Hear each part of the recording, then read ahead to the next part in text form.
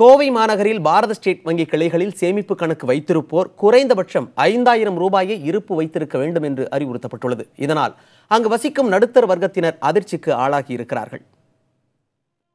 கோவையைச் சேர்ந்த பாரத ஸ்டேட் வங்கியில் சேமிப்பு கணக்கு வைத்திருக்கும் வாடிக்கையாளர்கள் இனி குறைந்தபட்ச இருப்பு தொகையாக 5000 ரூபாய் வைத்திருக்க வேண்டும் என்று வங்கி தரப்பிலிருந்து ஒரு குறுஞ்செய்தி வந்துள்ளது.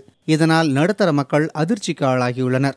பாரத ஸ்டேட் வங்கியில் வைத்திருக்கும் கணக்கை முடித்துக் கொள்ள வேண்டிய நிலைக்கு தள்ளப்பட்டிருப்பதாக வாடிக்கையாளர்கள் கூறுகின்றனர்.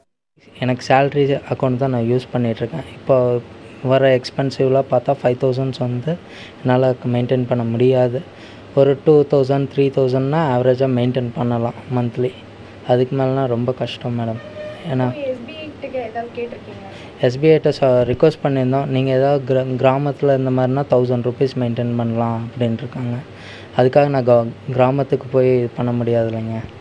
வெறும் மக்கள் தொகையை அடிப்படையாக கொண்டு மும்பை, கொல்கத்தா, சென்னை போன்ற மெட்ரோ நகரங்களுக்கு இணையான வருமானம் கொண்டவர்களாக தங்களை கருதக்கூடாது என்று கோவை நுகர்வோர் அமைப்பைச் சேர்ந்த கதிர்மதியோன் கூறுகிறார். இந்த விவகாரத்தை அரசு உடனடியாக கவனத்தில் கொண்டு தக்க நடவடிக்கை எடுக்க வேண்டும் எனவும் அவர் கோரிக்கை விடுத்துள்ளார்.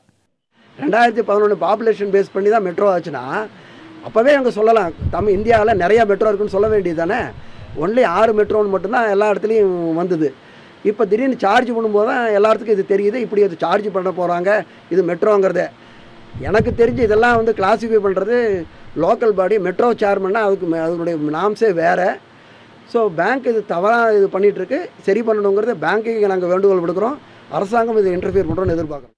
நடுத்தர மக்களின் நிலையை கருத்தில் கொண்டு அவர்களின் சிறு வருமானத்தையும் அபராதம் என்ற பெயரில் வங்கி அபகரிப்பதை தடுக்க அரசு விரைந்து நடவடிக்கை எடுக்க வேண்டும் என்பதே கோவை மாநகர நடுத்தர வர்க்க மக்களின் கோரிக்கையாக இருக்கிறது.